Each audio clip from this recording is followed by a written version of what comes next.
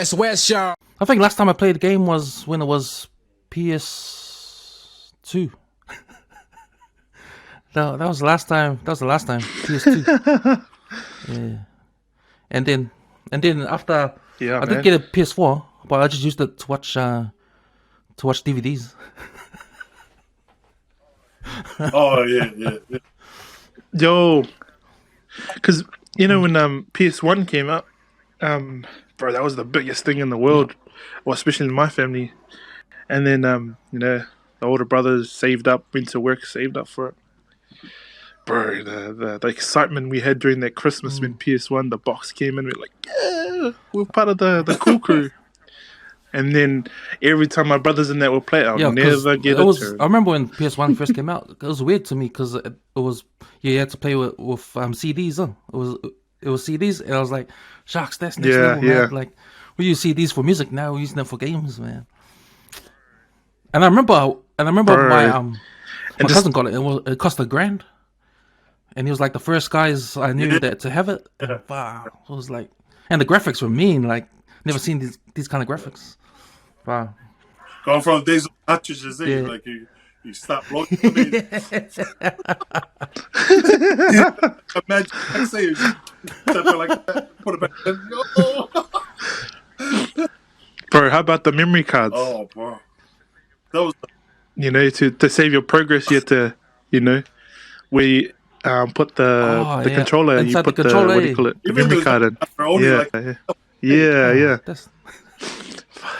And so my two older brothers, they bought one each, so for their progress. And I think the game was Gran Turismo, the first one. So we played that, and then so the progress for I think one of my brothers, I had I think accidentally deleted it. I don't know how it went, but and I knew he was gonna get blow up. So I was waiting for him to go, who's got my memory card? Because I had it away, and I'm like, oh, I don't know, maybe someone else has got it. And long story short, found out it was me. Gave me the beat down. Hours and hours of work, and this bloody idiot goes and deletes it's come a long way. The progress. A long way. Gaming, bro, hard. Graphics and everything. Well, what game are you playing right now, Shrinky? NBA 2K.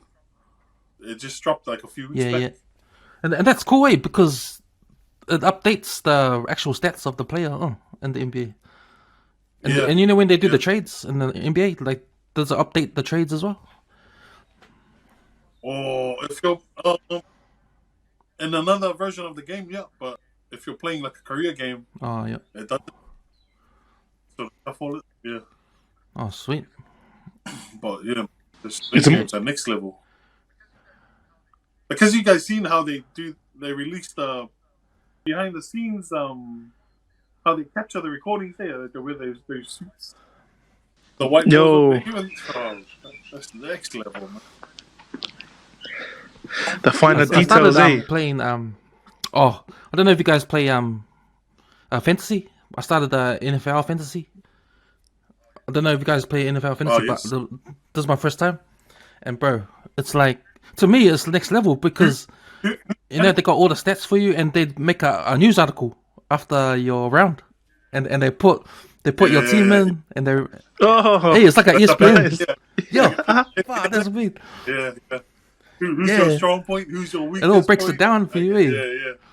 Wow, that's fuzzy, man. Yo, it's like actually playing. They give you a news article. Talk about your Even after the game, have you finished game yet, or like? It's hard for me because I'm not really familiar with the app because this is my first time. But man, it's because I missed out on the second round because the game was on Thursday. It was a Thursday game over there. Oh yeah. Oh yeah, Thursday game, So I missed round 2, so I forgot to change my players around. But it's buzzy, You gotta watch out for bye weeks too, man. Those used to catch me out when I used to play them. I forget a player will have a bye, and then you miss out on the points.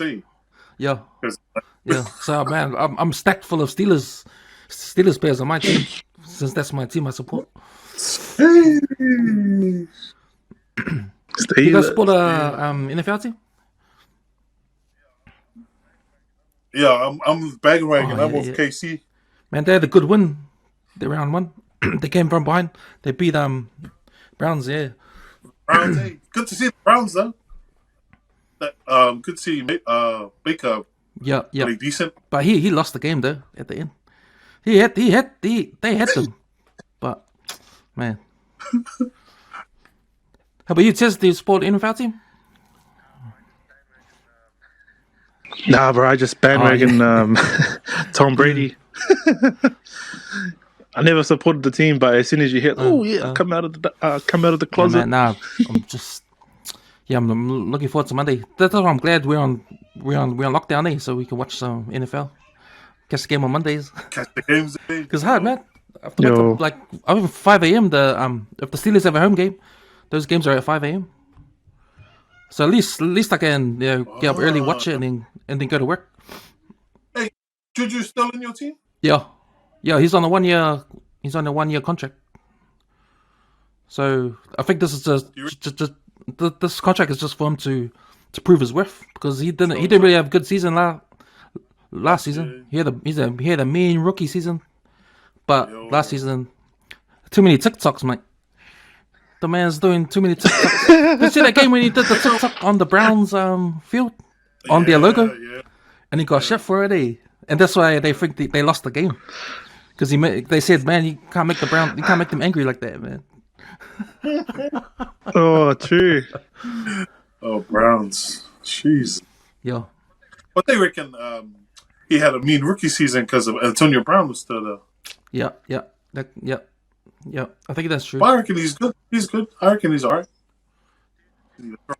Do you reckon NFL players will transition to rugby or league better than a league or rugby or union player transitioning to NFL? League, What's it? I reckon league. Because remember, who's the latest guy joining the Eagles? Mailata, Oh, yo. Jordan. Mailata, yeah. Man, 65 million? Bro. Yo. He's good. He's real good. He must be, bro. He must be that good. I think for me, it's like an individual. It's an individual. Like, I can't say like league players. It's like it depends who it is. Hey, depends who it is and what they're going for. Because there's a lot of small things you have to learn in both sports, and I reckon with NFL, because I don't know much about it, like there's a lot to take, but you have to be willing. You have to know to go there and like be open to changing everything you basically know, unless you grew up playing it. I think too, because NFL, it's specialized the positions. So maybe if you're a mean ass prop in rugby union, you can be a mean ass something defensive in the defensive team on the line, on the defensive line. But then there's that talk of there's only a handful that will make it from NRL or Super, because then you have actual kids in the States that born, bred, breathe every day. That's them. So you have like the cream of the crop, and there's probably average players that are better than the NRL players jumping over. Like for example, I had Jared Hayne, and you had what's his name from the winger. He's just come back. He couldn't make it, but he was one of the best players leaving NRL. Mm. Yeah. He was at his peak in NRL, and then making that transition to NFL. I think he only made what's the second team or whatever, third team. So like Swanky said, you have to go over with the mentality that it's you got to start from again. You got to start from basics, because everything's so different. Yeah, it's probably a sport where I think the whole appeal to it is the money, how much money you can make in the NFL. Yeah. But if you think about it, bro, would you want to play in the NFL if you weren't on the offensive line? If you weren't like a wide receiver or a running back or a quarterback? If you were any other position, So it would be boring as like do the same thing every day. Imagine if you're the kicker. But you don't do nothing but kick. You're just kicking the goal every day. Like you sit down. Bro, how much do they get What kind paid, of training do you have to go ball? to, man? Like, What kind of trainings are you doing? Oh, bro. Hey, that's their only job, bro. That's their... And if they miss, like, oh, what the hell, bro? It's the one job. You had 3 quarters to places out there. That's right, Tiz. You got one job, man. That's your only job, man. One job. And you want to come question, you can't. So honestly, man, it's like I think that's why, like, if you're playing league rugby and you got a chance to make it to the NFL, man, you gotta be like those positions running back, man. Because fuck that, being a kicker, man. Stuff that. The pressure is on me. Yeah, nah, man. But speaking of rugby league, have you guys been watching the NRL finals, the final series? Yeah, bro. Are you guys New Zealand Warriors fans or? I think they're my like fifth team. Down the actually, they're that. Nah, like I support them because they're like a Kiwi team, and because I support an Aussie team, as the number one. But you always support, like, especially Kiwis in general, and the one team from New Zealand, I reckon, and it's a default. So who's your team? Who's your team you support? St. George, Dragons. The Dragons, the Illawarra Dragons. I mean, they've been playing shit. I think, and amongst the boys, sorry, Bulldogs. One of the other boys, he supports the Bulldogs, so I think we're just above them and how shitty our teams are. Have been playing. Oh, the Bulldogs! Oh man, we don't need to go there with the Bulldogs. But how about you, Shiki? Do you support the NRL team? Nah, I don't really watch NRL, but I just default to the Warriors. Okay. Kiwi team. Yeah, it's good. Always good to default to the country you relate to. To the South Auckland team. How about you, Cams? Yeah, I support Manly Seagulls, but only because I was Manly Seagulls supporter before the Warriors started. So I never left. I never left the original team I supported. But it never fold. Nah, never fold. But that was a team back in the days during the Winfield Cup. They had a lot of New Zealanders playing in that team. Even I think I started watching them hard out when Matthew Ridge he moved over because he played for All Blacks and then he left All Blacks to go play for the Seagulls. So from there on, yeah, it's been good. It's been good, man. Bro, because we smoked you guys at the season, and that was it, bro. Like, played the second, and as soon as Tommy Turbo came back, bro, the whole team played like they are too good, man. Bro, that was a 4-game. We lost our first 4 games, and then Tom came back, and then we won the next 4, and started winning after that. But that guy's having a season, bro. He's like, I don't know, like it's like he's everywhere. Eh? He's everywhere on the field. Like you can't, like he's not a traditional fullback. Like he'll play it like half. He'll play on the wing, just where he's running from. Man, I think they on Fox they played a snippet of him. He took one ball, played it. And then I think on the next play after that, he scored. So he played it and he ended up on the wing. Fuck, man. Like, this is just his gameplay. Man, it's just amazing, man. Yeah, he was picking up last year, that guy. Because I remember when he first came on, he was when he first started, he was a winger. And I didn't think much of it. I just thought he was real fast. And then he had his breakout season last year, or last season, and then but this season, bro, he's been the man. But does that remind you of back in the days remember when Jared Hayne had that best year, and then Ben Barber had that year when he played for the Bulldogs. It's sort of like that, eh? Unstoppable, eh? Like you know he's coming, but you just like the fence is just if they fall off, don't they? They fall off. Well, Jared Hayne had, and because I'm a Queenslander, getting hurt by Tommy Turbo and Jared Hayne. I can't remember if it's been hard. Ben Barber played for Queensland that year. He was the man. I can't remember. I think he did, but I don't know if he played well. Oh, yeah. So that's the thing about that guy. He had that one good year, and that was it, eh? Too much drugs? No, I don't know. Too much lollies, man. Yeah, I think you can say the same for Jared Hayne too. He had that one year. So I think if Turbo was to be better, he has to have a consistent year. Like he could be, because I know the boys on the 135 footy show were talking about this too. Like he could be the next Billy Slater.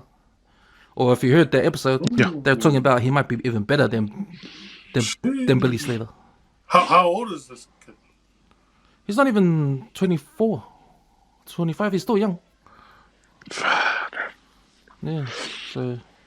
And usually when you one person can't change like the team, but this person, he can, and up against really good teams too. Yeah. He'll turn them inside out. So obviously they beat Roosters. They wasted Roosters on Friday, but they got wasted themselves by the Storm. Now the Storm, man. What do you think about the Storm? Because they look hot, man. And if any team was to beat them, I think because my team, Manly's got the goods to beat them. But I reckon they lost that game. They got wasted that game because I don't know.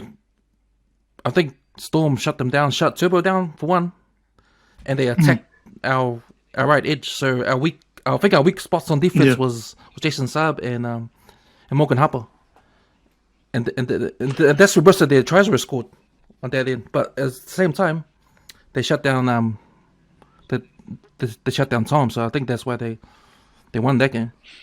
Yeah, his stats. I think normally we're up in like the 30 or something takes or something, and he averaged like probably half of that normally. And against a Melbourne team, he was only doing half of what he normally does. So you can tell from that Melbourne had some game plan just to you need to stop him to win the game, because that guy will score every time he'll catch the ball. But when they did put it up, man, you could see the defense that Melbourne. They normally have a really good defense, but against a Manly team like that, for the caliber and the team, like I thought it would be close, but man, the Melbourne are on another level. And and that's why I was worried. I was worried because the Melbourne Storm showed the rest of the teams how to beat us. Yeah. And I was scared. Like, fuck, the Roosters, they're gonna use the same thing. They're gonna try and do what the Storm did. But you know why they lost? They made too many errors, man.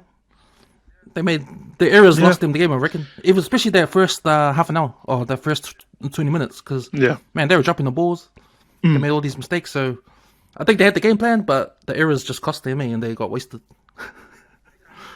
Yeah, you can't do that against a Melbourne team, eh? You can't do that, especially leading into the finals rounds. I mean, Melbourne will come with 100% every time. So how about the other side of the draw? Yeah, it's What do you guys make of the Penrith Panthers? Because I gotta say that was an upset last week when they went down to the Rabbitohs. Hey, did you think that was upset?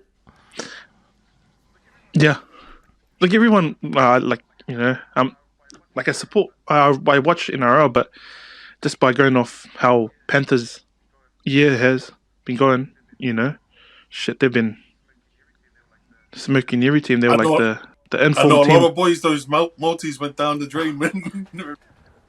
I was on the game chat, bro.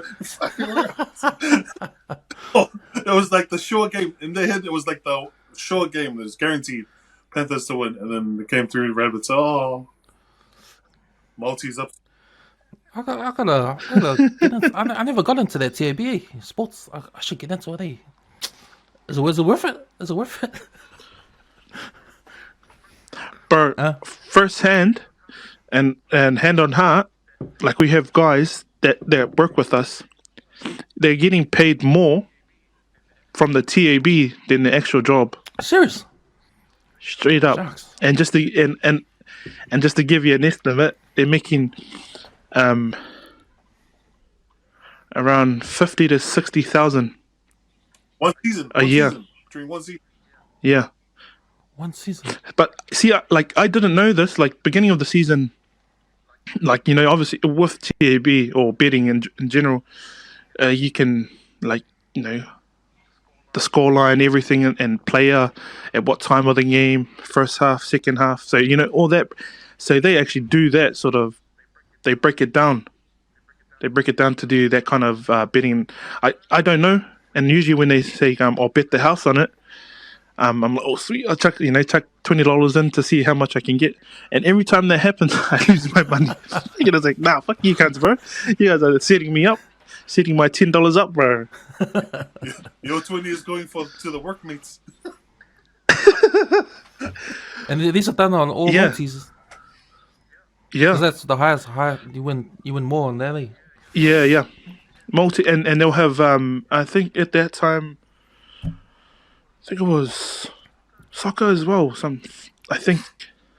don't know what's going on. Yeah, and bro, they go to some out of it sports as well, and they know what they're doing. And I go, bro, stop lying. You don't earn that much, and show me, yeah, show me. And then they'll show like the weekend's results, and I'm like, oh yeah, okay then, I believe you. But they always say they start off with 20. And then at 20, they just keep doubling it. Oh.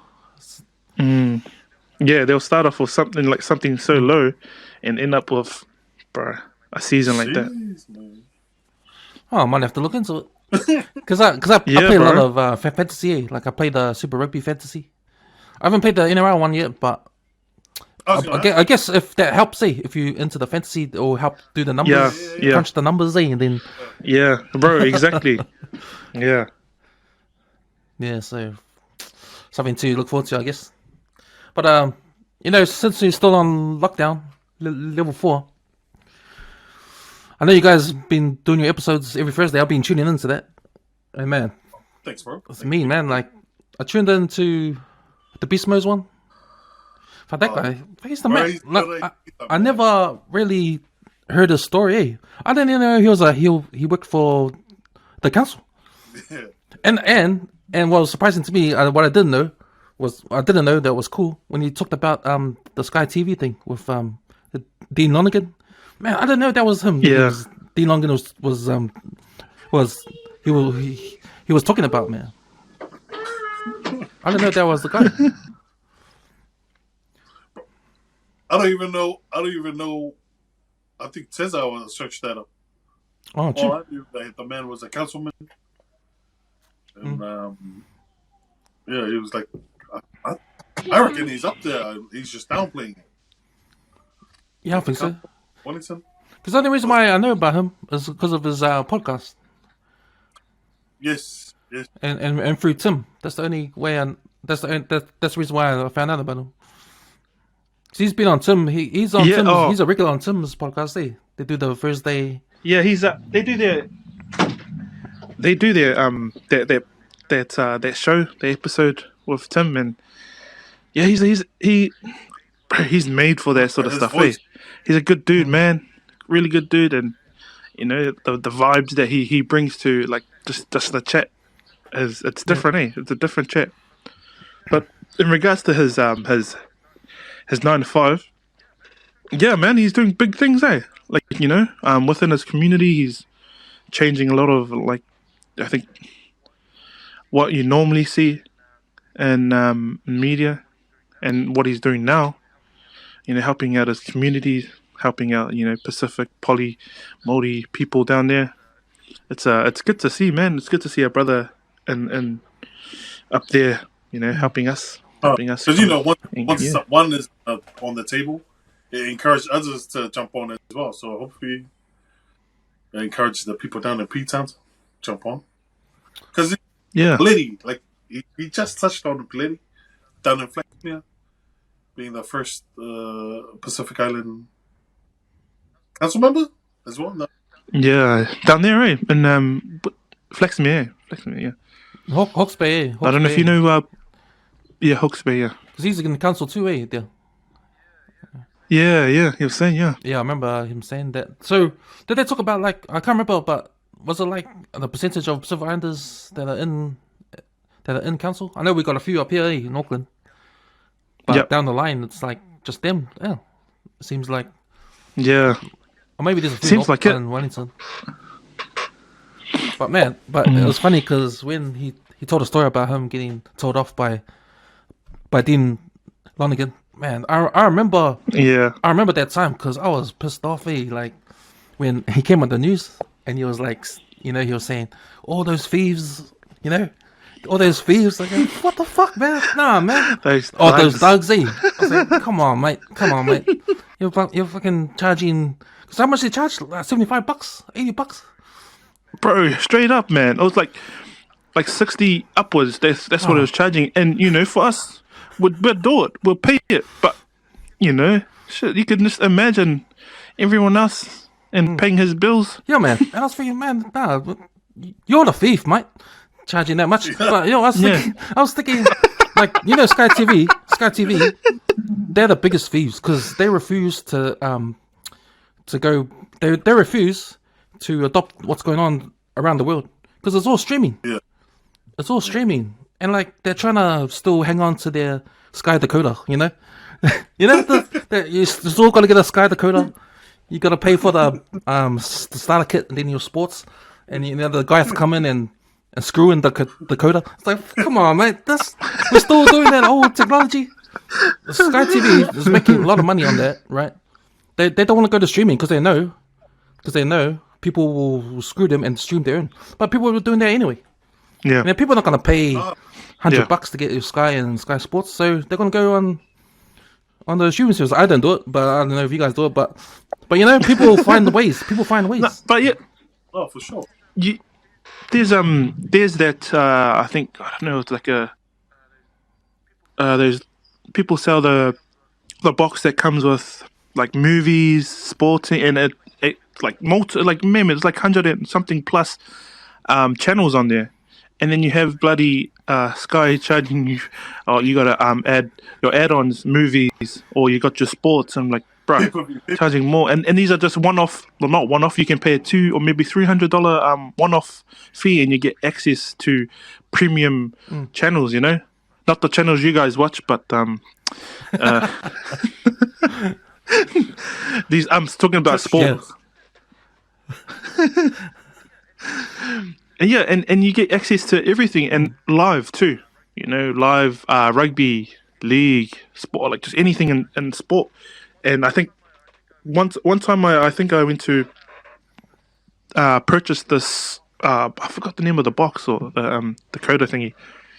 And the guy said, "Oh yeah, no, just you need your internet." But at the time, I didn't have fiber, so everything was like delayed. Like all my episodes streaming delayed, delayed camera, delayed everything. But all you need is just good internet, like Cam's was saying. Yeah, and then that's it. But Sky TV, they're so greedy, they don't want to go there because they know they have to put down the price. So, and I think that's why Sky is doing the Sky Now with the internet streaming.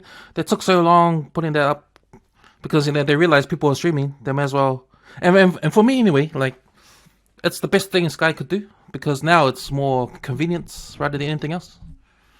Because I haven't done it, but you can always search up online and look for a stream, but it takes ages and blah blah blah. I've heard, but you can shortcut. And just buy Sky Now and just one click of a button, it's on your TV. So you're actually paying for that rather than anything else. Which I think Get penalized? I don't know if we asked. The what? Did Beast Modes get penalized for the streaming thing? No. That means it's all bullshit. It's all bullshit then. Yeah, I think at that time they had no law around streaming, because like live streams just came. He was saying just came to Facebook. He started it. Yeah, so he created an avenue for all these other streamers. As you say. Oh, wasn't that? Oh, remember that .com guy? Remember that? The big fat dude. Yeah. .com. His name's .com. Me. Yeah, Kim.com. Yeah. Yeah. Because he's the one that got John Key to change the law. Oh yeah. Remember? Because he was the guy that he streams. Yeah. He's a gamer. Yeah, he controlled servers. He had. He controlled servers, and you can watch movies from the servers. Yeah. And then he's the one that he got done for that, and I think that's why John Key changed the law. Like if you do the pirate, I haven't done it, but if you do the Pirate Bay, I'm getting the feeling here. I heard about this thing called Pirate Bay, where you go in there and I heard about that one too. Yeah, I heard about that. I'm just kidding. I've heard all these things called torrents. Torrent, yeah, I heard of that too. Torrents, yeah, I'm just kidding. And my very good mate taught me about torrents too. I heard from him. I heard. That makes that's not on the show. Yes. A very intelligent mate. Yeah. No, man, that was cool. Because I didn't know Beast Mode was that guy that got in trouble for that streaming thing. But like you said, man, he paid for it. All he did was show it on Facebook. So hey, it did longer. If you got a problem, you go talk to Facebook, because they're the ones that made up the live thing. Like technology is there. Hey, yeah, exactly. Bro, hard up. Very clever. I mean, you can't. He was actually advertising the fight on behalf. Promo. He could have been Beast Netflix.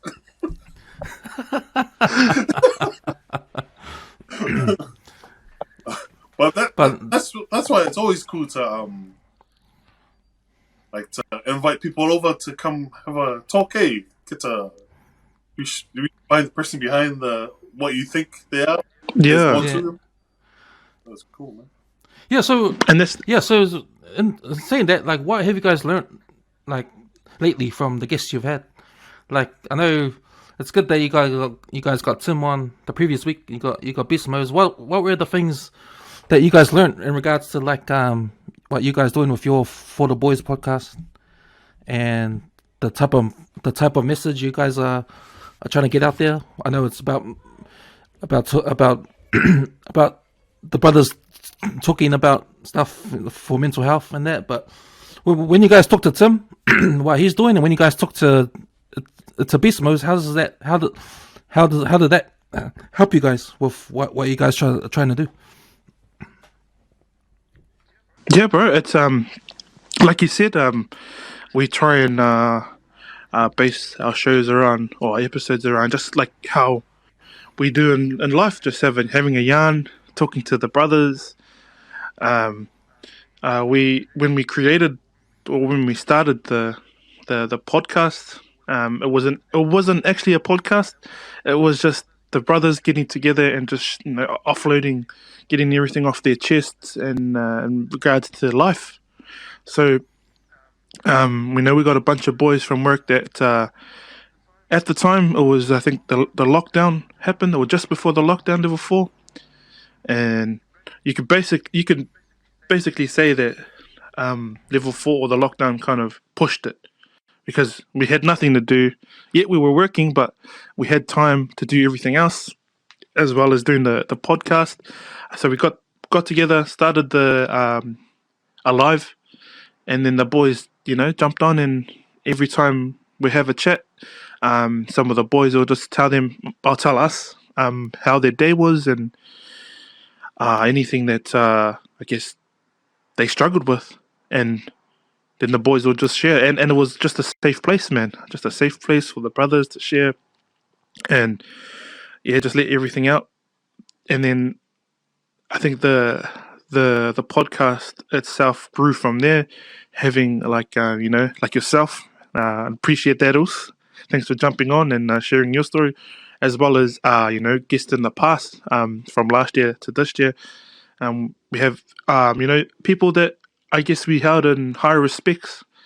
That you'd think when they're on TV or acting and doing content creating, they're a different person when they come and jump on the live, or jump and share their story. But they're just normal people like us, and that's what we try to put out there, is that as much as they are people in high or just people that feature on media stuff, doing a lot of out there stuff. They're just normal people when they come and sit down with us, and I like that. I like to hear their stories, not what they're doing in like you said, how you're saying Beast Modes and Tim, when they're sharing, they come back down to earth and share their story, and I guess that's been a huge change for us. And at first, bro, I was fangirling, and I didn't know what to ask people. Didn't know what to, staring at the screen for 5 minutes and no one's talking. That kind of stuff. So you're still learning. Oh, that's my take on it. Anyway, I think Swanky might have something different. Yeah, what have you learned, Swanky? Oh, bro. Pretty much just what Tezza said. Like, just having the live aspect of it. Like, I'm not really a person to go online, to do the social media every Thursday, go online and show my face in front of people. But for me, it was, I think, when we started with the boys, it just, like, my confidence grew and grew, getting comfortable with the space, come and share with the boys in there, and then having the guests on, and then, like, we sort of, like Tessa said, you're fangirling, but they come down to the, like, we humanize them for, like, and then we realize, oh, bro, we're all the same. Like, oh, bro, I went through that. Like, having that feeling when the guests come on, or learning the hidden gems that we've never really researched, because we don't.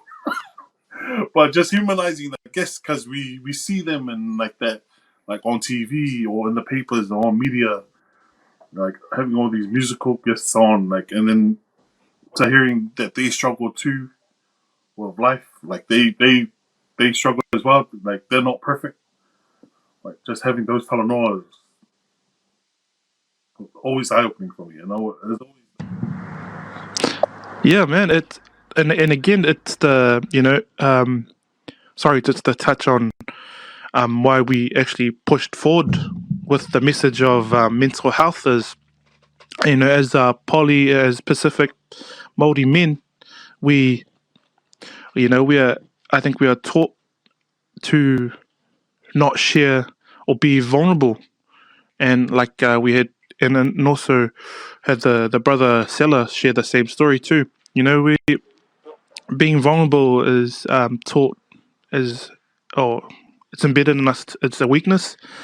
So I guess hearing that side of everything and struggles, because we all go through some sort of struggle, and if we try and normalize it and share it with our brothers out there, maybe that message will pass on to them and they can share it. So we now have to teach our kids to share, because this day and age, everything is out in the open, and media can show the good stuff and also the very bad stuff in your life too. So and we're losing with too that, many brothers, fathers, figures out there. We're losing too many to suicide, and you get the, what if I did this? But you gotta have the talanoa now. Like, you gotta ask the question now.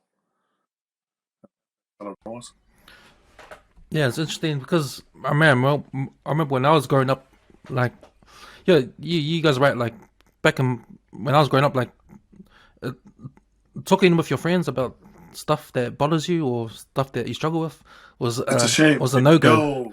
Was a no-go, man. Like, if you mention stuff like that to people, they think, hey, what's this guy talking to me about this before? Yeah. Why is this guy talking about this for? Like, shut up, man. Man, handle your shit. Like, yeah. You know. So, man, it's funny how when I think about it, like it's changed. Yeah. Like I think with so many, do you guys think it's changed because of the internet, or it's changed because there's so many suicides that something needs to be done about it? I think it probably is the internet. Because that's for me. That's the media now. Like it's another source of media. So you're constantly, it's in your face. So you're more like, it's like, oh shoot, that's happening now. Like it's making you aware of what's happening out there. So for me, the internet does play a part. But also, like all of us have, like we've lost someone to suicide. Like it's it all sort of relates and. We're all realizing, oh man, we got to start somewhere. We got to start within ourselves and on our circle, and then help keep the conversation going out there. Yeah, and like Swanky said, like there's a lot of things that I've learned along the way, and in regards to like mental health is, like I'm learning myself. So I'm not only learning from you about your life, I'm learning myself, and to jump on a live like Swanky said, it's quite daunting, eh? Just look at you. You press like it was this avenue that I think myself I've never ever had thought of in a million years that I'll jump on and share and be myself. And at the beginning in some of our earlier episodes, it was hard to do that because you like in my head I'm like, oh shit, what are they going to think about me? I'm thinking about other people thinking about me. Oh, what are they going to say about me? They're going to say I'm weak. But because that's already been in my head already, and then I've learned to at least just be myself along the way because, people will see that I'm being someone else that I'm not really am. But if I be myself and learn with them, at least they can see that. So yeah, bro, it's been a journey, man, and I think we'll keep going till the wheels fall off. Nah, man, I think it's cool because what you guys are saying is like sort of like the same struggles I had in the beginning when we started our podcast. Yeah. Like getting out there is a big deal, even though it's all in your head. Like I think the big deal is just what you think is a big deal, but in reality, people don't kill.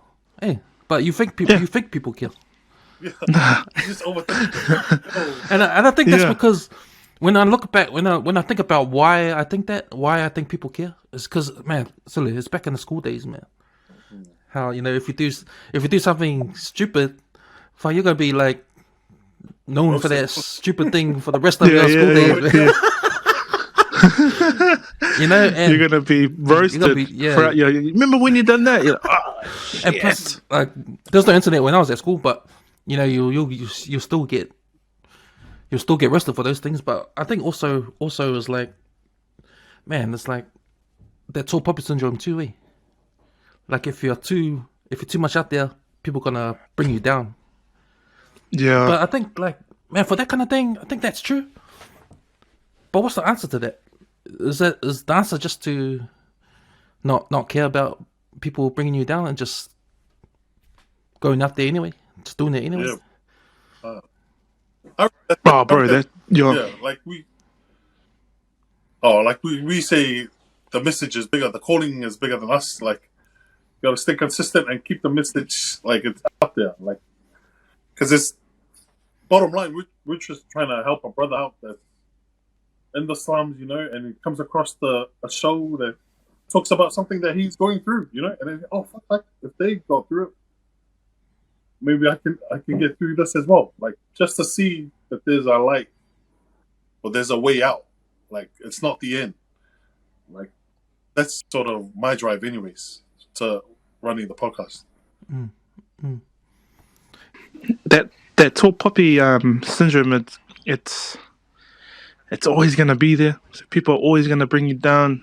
And when you start to think about, I think, that sort of stuff, like, it takes away from the actual message that you want people to hear. and I know for sure you guys have your team, you are doing amazing things, and you would have come across haters, or you would have come across people that are like, bro, who are these dudes? And that's the same with everyone else too. Like, who are these dudes? I'm better, or look, and then they're throwing rocks because they don't know, or people are just gonna be people, and that's just the fact of life. They try to bring you down, and if you think about what they're thinking about, and that was me at the beginning, then you are not going to be yourself at all. So that's just the life, eh? You know, the one thing I like about you guys and what you guys do on your podcast is those lives. You guys do it live, and to me, that's going 0 to 100 straight away. You know. Actually, like, that was the most stupidest thing we ever done. Man, I can't believe these guys. I can't believe these guys just jumped in the deep end. You know, like that's what I thought. But I thought, man, you guys got guts, man. You guys got balls, man. Like, fuck. You know what? When I started, I could never have done it live. You know, never. I still don't even do it live. You know, it's always pre-recorded. But just, man, you guys have no fear, and man, I respected you guys for that. Like, that's mean, man. Like, just jumping in like that. Bro, we jumped out of the plane with no parachute, and we didn't know what the bloody the end result was gonna be, man. Straight up. So jumping out of the plane was like, okay, what do we do now? You know, what do we do? And so you in our shows you'll see all everything that's real. With my bloody hell. With my internet, my mic, everything. Like, you saw everything, and just the way I am, and that's just me. So, you know, and just seeing all the comments later on, like even guys that have been tuning in our live chat, and they go, oh, there he goes again with his internet, or there he goes again with his mic. So we're like, oh, everybody knows that already, so I feel good about it. Nah, that's mean, man. Like, how about you, Shuki? Like you said, you were worried about the live, but now it's all good these days. Bro, it's the live is always a thing, man. Like I said, I'm not really one to sit in front of do a live show. But these guys make it all good. These guys, yeah. If I see these guys on, then I'm all good. If I see myself, it's nearly 8 o'clock. I'm like, boys, that's what. But yeah, I just need these boys. Because normal podcasts and the audio podcast, I give it up to people that do it by themselves. Yeah. You know, man, I don't know how like you can sit there, because I interact a lot better with people on there. So you can have a little yarn, but man, guys that can do it for 2 hours plus with like a guest or by themselves, I'm like, bruh, applaud. I was practicing doing it by myself, like just no guests, just me, just talking for half an hour. I actually did one, but it's actually up. I think it's 2 episodes from this one, but man, it took me ages. Like I'll say to myself, okay, this is my new challenge. I'm gonna do a solo. I'm gonna do a solo podcast. Oh, very good on you, man. And I'll just go, and you know what? I'm just gonna record freestyle. So I sat down, put the mic in front of me, and then nothing came out. I was like, fuck. Okay, what happened this week? And I just, start talking, and then after 5 minutes, cut, rewind, delete, start again, and then I can't do this. But it just kept on bugging me for ages. Like, fuck, I can't believe why. I don't know why I can't do it. Like, should I be writing notes? So I started writing notes. Then I write some notes, and I went in front of the thing, and I started again. But then I fucked up again. Then delete. Man, you're right, man. It's hard work. I think that's the beauty of podcasts, because it's like, it's not regulated. No one needs to tell you how to run it. It's your show. You can just do whatever you want. there's no rules around it. Like you can swear or whatever. That's the beauty of a podcast. And when we watching you, James, and in your podcast was sort of like the blueprint we sort of followed to start. Because we wanted to see other brothers do it, so we were listening to your guys' show, and that was pretty much a blueprint. Like, oh, let's take this off them, like to form our little learning how to interview people, how to interact with the guest, and that sort of thing. Because we're just train drivers. We don't know anything. That's okay, man. Like you're like me, because I wanted to see more out there. Like I wanted to, because I know what I want to. I know what I want to listen to, and there wasn't really anything out there for me to listen to. So it got to the point where, okay, if there's nothing out there to listen to, I may as well just do it myself. And hopefully some people can see it and do the same, so I can listen to them. So if you're saying we were the blueprint, then that's cool, because I'm actually listening to you guys now, because this is what I wanted from the start. I wanted people to do the same, because like I've been listening to podcasts for a while before I started, and it's always podcasts from the States. Yeah.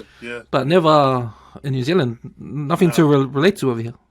And that was probably one of the reasons why we started back on 135, to talk about what's going on our West Auckland, our neighborhood, and get guys from our neighborhood on and talk about stuff. Just have a few yarns and just talk.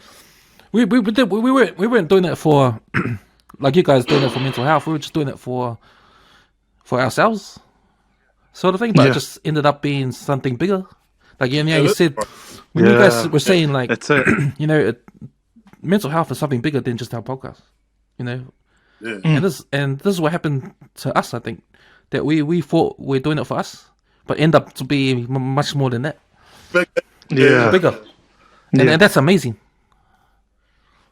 You feel whole, eh? Like you feel like a lot more happier after you share something like every time after the show, and a good message I read was from Timproviser, I think maybe last night or the night before. He was just saying, it's he enjoys the research, the 10 hours plus research and trying to find stuff, but then he then talks about he actually learns more when the camera's off about someone, and once you press end or not record, you start to hear like some of the stuff from the guest or just the brothers having a yarn, and they actually let loose, So and I think with you guys, Cam, and how you built your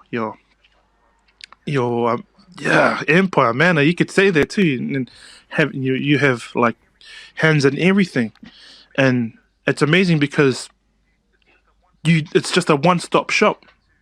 You can go to WesWes Network, and you can, if you're into those old school music, and how you guys share all your was it the movies, and rate them, and they go to different rounds. Like I've been following it. It's funny because, right, like those are the movies, and I think the last. I think it was like semi-finals or something. I was like, man, it was hard to pick. Who was that again? It was Blood and Blood Out and and Shawshank Redemption. I think Shawshank. Oh no, that was the final. So that was the final, I think. That was the final. I think Green Mile and Blood and Blood Out. Yeah. And I was like, Shawshank, and I forgot the other one. Yeah. So like little things like that, and with your guys' podcast. Like it's amazing to see that, and the Brown brothers are doing it. Us Brown poly people are just out there letting the world know that we can do it as well. Yeah, we're actually enjoying doing the social media stuff because we're trying to get engagement. Yeah. So if our followers engage and we do stuff for them, like rank your top 5 songs of this era, or do this your best prison movie, like we did, do stuff like that, like anything, because we, us Polynesians, we love music, we love movies, and we love sport. So we can tap into those kind of topics in a way where our followers can actually push a button on our stories and get involved with what we're trying to say, interact, and then at the end of it, we'll do a podcast on it. So they can interact and then listen to what we're interacting about. Yeah. So see, we did the top because it was lockdown. So we always try to make a topic it's got to do with what's going on. So obviously we're in level 4 lockdown. So we thought, why don't we do a lockdown prison movies? The best prison movies. Makes sense, eh? Makes sense because we're all locked up, man. Yeah. And then we'll probably do a podcast about it after. So there's a topic there. It warms people up to see if they can, and listen to the podcast. So I think the one at the moment on our stories is the white girl music. So the girls on 135 playlist, they did a topic about white girl music. So what's your favorite white girl music? So that's the reason for the stories you see now. Like you say yes or no, that sort of thing. So it's fun, eh? It's really fun. Mine. I think on my track. Yo. But yeah, it gets everyone to like the way I think of it is the people that you wouldn't think will jump on and interact like with those movies. It's like, man, this is such a clever idea to incorporate because what does everyone else do at home? Nothing really. So you just go through and social media is a platform itself, So sharing all that, it's good to see, bro. And if they haven't watched the movie, they got the time to. Yeah. They got the time to go watch it and come back. Yeah, but that's the other thing. Some people have messaged said, "Man, I haven't seen that movie, but I heard it was good. I'll go something to do, something to watch." But it's cool. It's cool, man. Yeah. Hey, I just want to say, like, congratulations on getting nominated for the New Zealand Podcast Awards.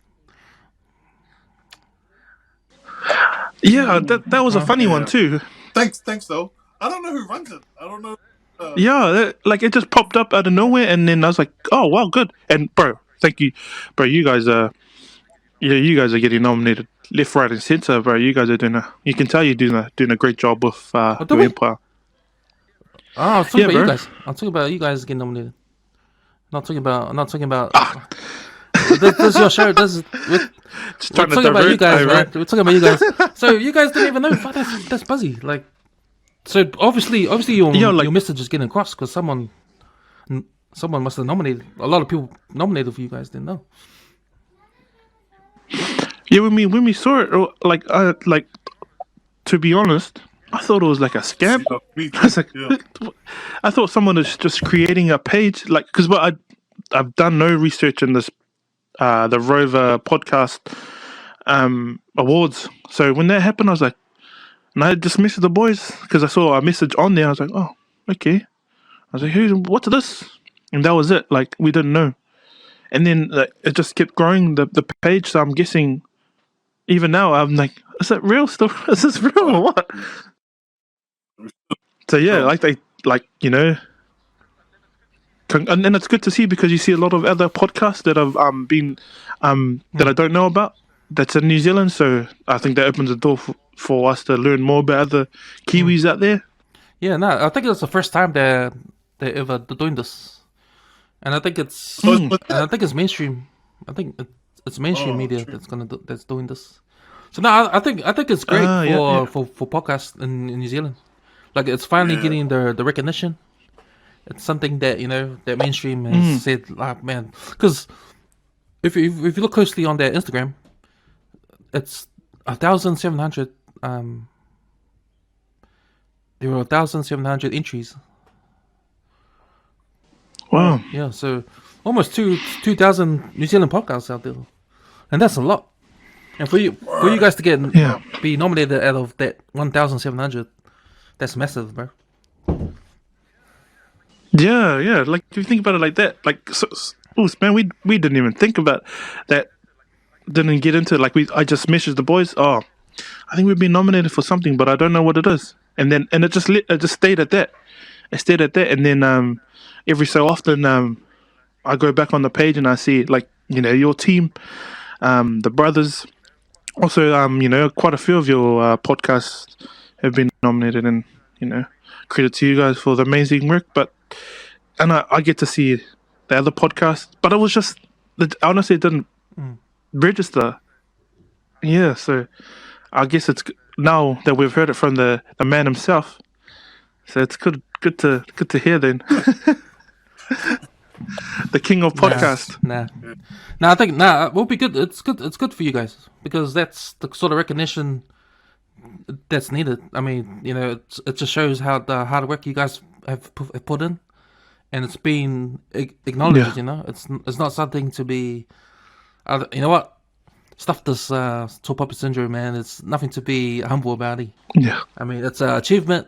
It's an achievement. and that's the other thing I want to talk to you guys about. Like, where do you draw the line when it's like celebrating your achievements in a way where it's not arrogant, but it's not putting other people down, but it's like something for you to acknowledge that all the hard work you put in, something came out of it. You know what I mean? Like, well, yeah. I get you. We shared this in a previous podcast. Where do we draw the line? I think when we said the message was bigger than us, we were hearing from people about their problems. So that was when, like, we couldn't, like, we do celebrate our people, but to celebrate ourselves has never been, I think, something that we did from the beginning. So to change the way we celebrate us, I think we take the wins. We obviously take the wins mentally, but the work, I think, is still there. Eh? The work is still, and I'm not trying to beat around the bush with your question. I usually do on all my on other podcasts. I usually not get to the actual answer, but bro, it's the work that still needs to be done because we can't celebrate it, but we can take the wins. If that makes sense. No, that makes sense. It's funny you brought up the interview because, like, me and Tez were talking before you came online about how different it is to be doing an interview online and talking live in the studio. Yeah. Because you guys did do live in the barbershop, eh? Yeah. And Tez was saying how different that was. But yeah. But for you, Shrink, how different was it between doing interviews online versus doing live in the studio, like how you guys did the live at the barbershop? Bro, like, because I always say, and you must know this too, like, you must feel it too, like, once you click stop record or once you click, like, you're off the air, people seem to get more relaxed there, and then they start dropping gems after the show. So we were hoping that will be copied when we do our live shows. But that live show was an experience. It was our first and a big learning curve for us. It was good to have a face to face, but I still think, like, it could have gone, like, deeper. The conversations could have gone real deeper than what it was. Because I feel like face to face, you'll get the intimate level of openness. Like, because it's like the mics and that will just fall off your mind, and you're just thinking you're just having a conversation with a voice. So yeah, I love to do more live shows for real. Like, honest, in the future, hopefully, so we can get that real talk. Yeah, bro. It's like Swanky said, and I speak to Cam's. Like, when we and shout out to the brothers at 275 Barbers too. They're shout out. Barbers in general. I always say this: their role is bigger than what they're doing. They're cutting hair, but also listening to the shoulders, eh? Yeah, man. They're listening, and they're doing amazing. Like, it's bigger than them as well. So we're lucky enough to get a slot with them, and I think with you guys, Cam, and how you guys have your own studio, that plays a big part too, because you welcome people into like a vibe anyway. But for us to go into the barber store, is we're going into their territory, but at the same time, let's hope they share their story. So when we sat down, we set up. The setup was like probably like hour and a half. So we were like setting up everything. Oh, does this angle look good? Oh shit, does the audio look good? So all that, because we didn't know what the hell we were doing. No idea. We were like scratching our head. It's like, oh yeah, move the mic here. Can we listen?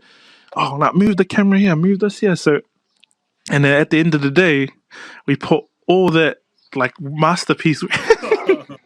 That masterpiece together and threw it on top of Swanky's shoulders. He had to go and do all the edit. So, like, we didn't know. We went with just a blank canvas and hoped for the best. But at the same time, like how Swanky was saying, once you press record, I think we sat down, we had a chat, like, oh, bro, like, this is what we're going to, just share whatever. If you got something to say, just yell it out. So we're talking, and it was good chat because everyone was open. But as soon as I said, "Oh yeah, we're gonna, start the recording," I shouldn't have, because the gems were about to flow, and then as soon as I pressed it, the boys were like, I was like, stuffed up there, and then the funniest part was, I was like, because the boys wanted to have I think must have wanted a break. I told Swanky, sweet, we'll stop there. Let the boys have a break. Press the pause or stop.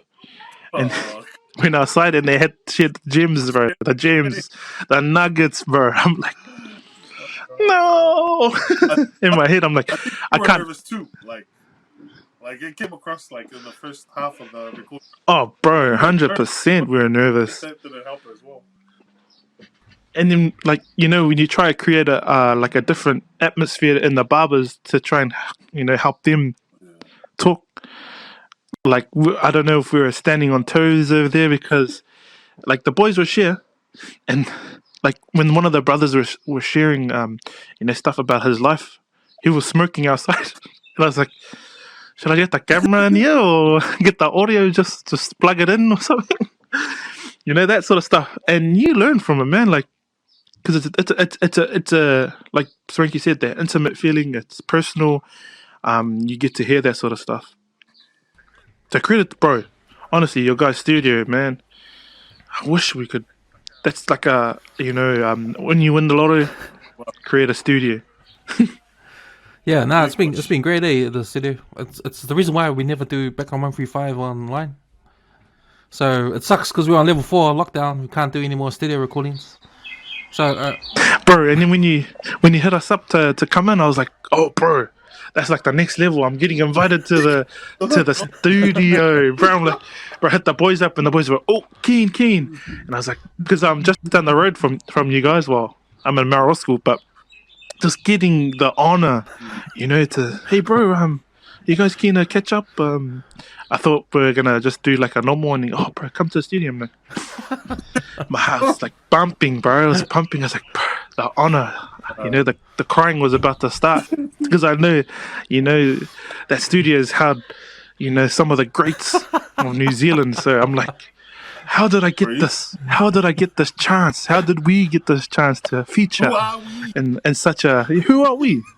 We just got nominated for Rover, but I'm sure one of the boys. I'm sure it was Swanky who sent through the application. So we're just playing it off like, no, we don't know, but really, hey, I did it. No, man, that's a bad day. Like when this lockdown finishes, everyone's back to normal. Man, you guys welcome to come down anytime, man, and we'll just jam. But but I just want to ask you guys, how is this lockdown going for you guys? Because I know, Swanky, before you jumped on, me and Tezza were also talking about level 4 lockdown, working from home. So it's been a big deal these last 5 weeks. We've been on lockdown. It's different to last year, because last year there was no vaccine. So this year there is a vaccine. So it's either get your vaccine or don't, or stay in lockdown sort of thing. But Yeah. but for you, like, how is it in terms of mental health being for you working from home or being an essential worker, going out working and having your family on lockdown? Oh, bro. Like Tezza knows, I'm a homebody. Like I stay at home. Like I don't really normally go out. So the lockdown's been like the same for me. If anything, just like filling in the teacher's role, like for the kids. I'm like, oh, bro, this is not for me. This is why I'm not a teacher. So shout out to the teachers, man. these half-hour sessions are not it, bro. So just doing the kids Zoom for their learning and like just those parts. But it's nice to be home when the family's home. Hey, because like shift work, either you're out and they're home, or you're here and they're gone. So it's like it's good to have like good to see them more often now. Like be home with them. So yeah, it's been all good for me. Like more time on 2K. More time means more VC, more money gone down the drain. Well, yeah, man. I gonna get the shot. Like, will you get the shot if you have to? Like, if they make you? I've already got my first one. Oh, I got the first shot. So, so there's nothing. So nothing stuck to my arm yet. I haven't any steel or metal stuck to my arm yet. So I probably got the best shot. Well, I might have to in for my thing, man. But yeah, that's been a thing now, eh? Like, do we get the jab or don't we get the jab? Do we stay in lockdown or get the jab or not? Or do we have to get the jab just to travel? Or what? Because there's one of my workmates said this to me. Like, the shots we got as a kid, like the technology, the science available for those shots was like way less than what we got now. Like, right? So why can't we just take this vaccine? Like with the more science and knowledge and like technology that we have now, and we came up with this vaccine or whatever. Why are we hesitant to take this one? Well, we took those measles and polios one without doubt. No, that's actually a good way of looking at it. Yeah, that's why he was saying. He was like, oh yeah. I think why people don't have any trust is because of the government, how they're trying to force it. But you might think it's good, but they just don't like the fact that the government is in control of it. Yeah, yeah. And that's worse than just saying yes to getting the vaccine, because especially if you didn't vote for Labour, but but no, I think for me, like, technology is advanced now, and I think because this coronavirus is something new. You can't do the traditional vaccine because it takes time for it to develop, and we don't have the time. So the scientists have to find another way of making a vaccine that's effective in a short amount of time. And I think because this vaccine is not like the old vaccines, it's sort of it's different. It's a new type of technology. So I think that's why people are questioning it, because it's not your normal vaccine. It's a brand new one that's first time it's ever going to be tried. That and the influence of like the internet, like with all the videos floating around and all the stay woke stuff. Yeah. But I think whether or not you get the vax, I think it's up to you, really. Hey, but once you start trying to influence other people with your decision, but to be honest, you know what? I think what's going to happen? I think what's going to happen is that they're going to say you can't jump on a plane without your vaccine. When they do that, yeah, it's going to be that. Gonna go, oh fuck it, just gonna get the jab. Oh, that's a must to go to SARS, Solly. You have to have the both jabs to go to SARS. So that's one. Yeah, well. What kind of jab? The uppercut jab.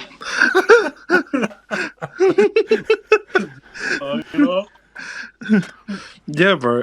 That's the world we're living in, bro. Is the vaccinations is going to be a must, and they're enforcing it at on customs.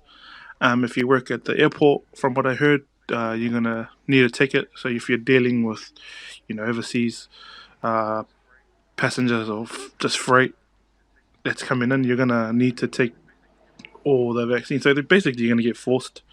And then I was just asking, just mates in general, if their jobs kind of pushing, taking the vaccine. At the moment, I don't know much about the vaccine at work, and like you, Cams, I've taken the first one, and the magnetic forces in my arm, was moving all the metals in the room, so I felt good about that. Yeah, bro. So I think it's just the way it's gonna be, bro. Did you get it in your arm? Now I got it in my nose. That's why it's big, bro. That's why it's inflated. Yeah. Yeah, I think you can't stop COVID anymore. Eh? You're gonna have to get the jab and hope you don't die if you get it. Yeah, bro. And that's what I said last on Thursday night. Is we're putting our trust in the health organization, the government, to do by us, because we're following the rules. The rules of life. So, in order for us to apparently, recover faster and get over this COVID, is to take the vaccine. For the scrutiny that's happening with South Auckland and the cases, like you guys from South Auckland, so how do you guys feel about all that's going on with the media and the assholes? Eh? Fucking shit, bro. It's bullshit, man.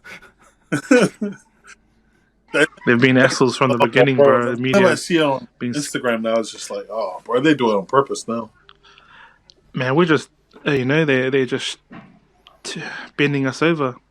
Last year, this year, and just with the European people traveling down to Wanaka, their ethnicity wasn't plastered over the news for the first day, but yet they would bring up the Samoan churches or the Indian family or straight away, So now you can just do your own investigation, and you'll find out who this. When they wanted the name suppression, I turned to media to find out who it was, and then they were plastered all over the reels of their lives. So yeah. Oh, sweet boys. Hey, before we wrap up, I just want to ask you guys 2 questions. So the first question: who do you think is going to be in the grand final? NRL grand final. Who's your picks? Manly Storm, Moose. Manly Storm. Bro, I have no say. I don't know anything, but I like that kid Bizza. He's injured, eh? Say Panthers. You're with I love the Panthers, bro. But yeah. Didn't play last night. That was a big shoe. Nathan tried to fill last night. So, wait, who are you picking, Cams? Man, gotta go for my team, man. Seagulls. Loyal to the... Yeah, bro. Manly Seagulls is gonna be it'll be a good one if Manly turns up, bro. Yeah. They've been playing well. Yeah. Last a couple of nights ago. Who's got Storm? Who's got Storm? Storm will play. Oh, Penrith, yeah. Penrith. You know what? Yeah. I think it's gonna be Penrith Eagles final. Ooh. And Tama will like that, eh? Hey, Tama. Eagles final, bro. Okay. The season nearly finished? Is it nearly towards that time? Because it's semi-finals next week, though. And then grand final week after. Oh. But I'll look up some multis. Yep.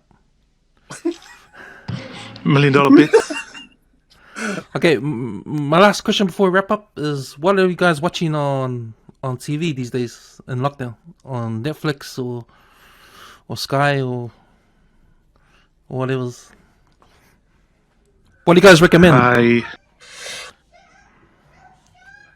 I think what I have watched and finished was this Korean drama slash.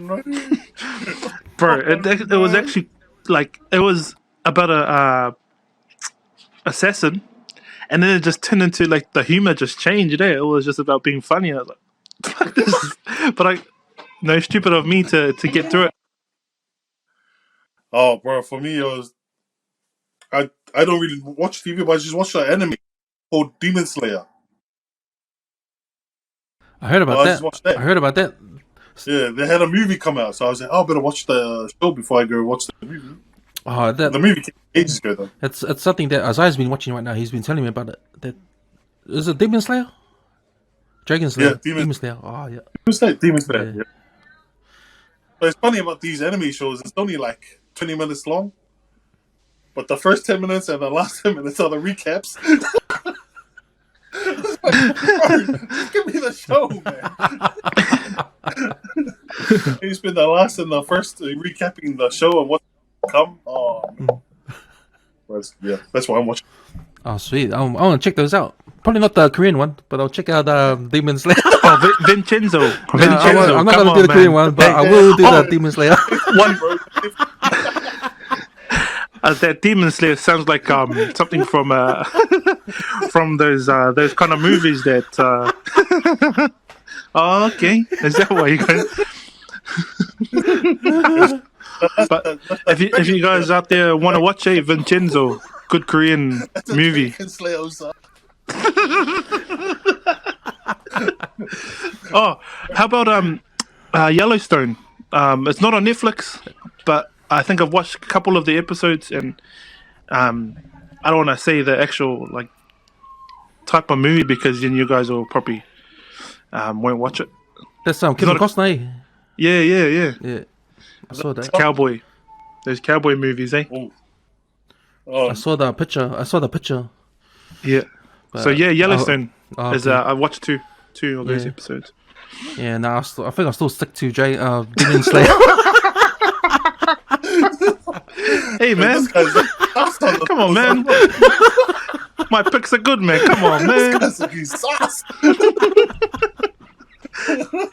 Oh man! Make sure you pin Vincenzo to the top of your list, please.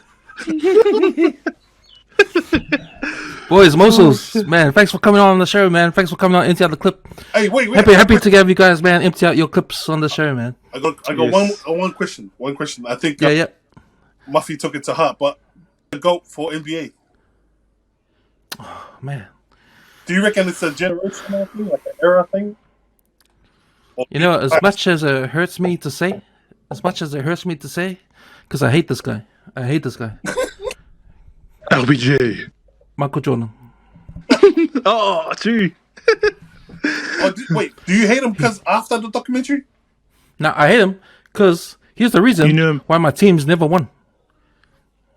Oh, who's your team? Man, my first NBA team I supported was Phoenix Suns. Oh. And he got rid of Phoenix Suns in their final.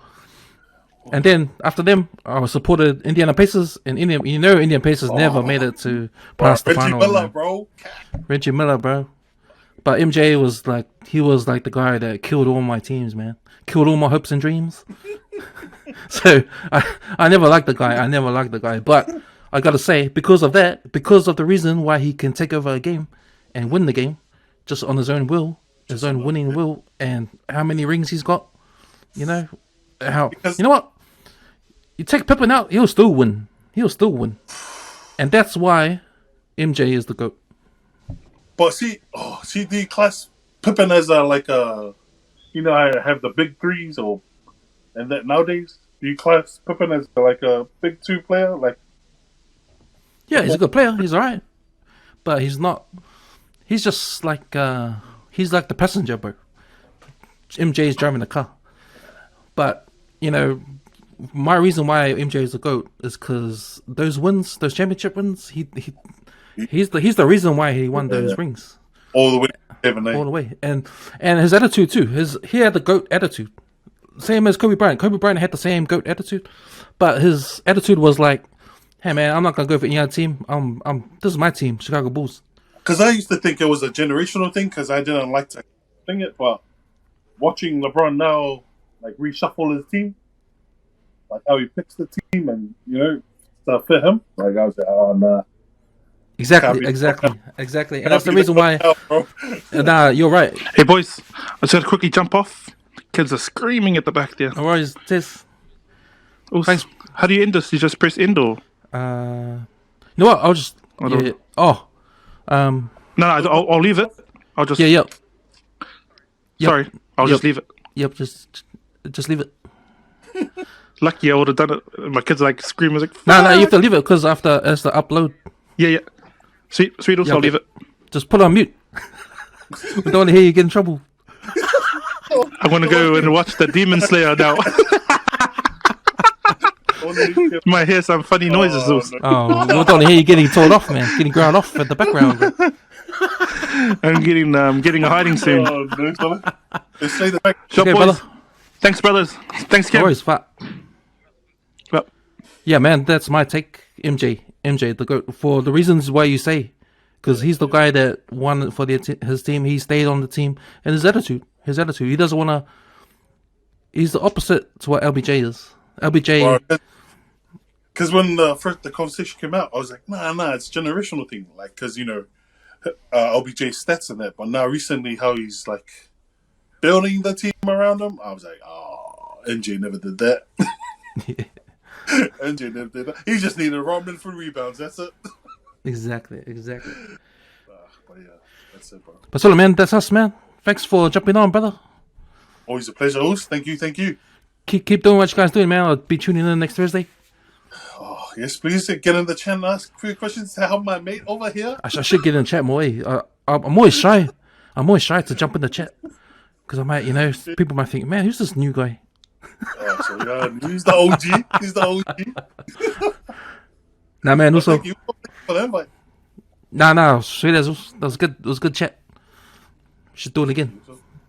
Yes. Always, we should.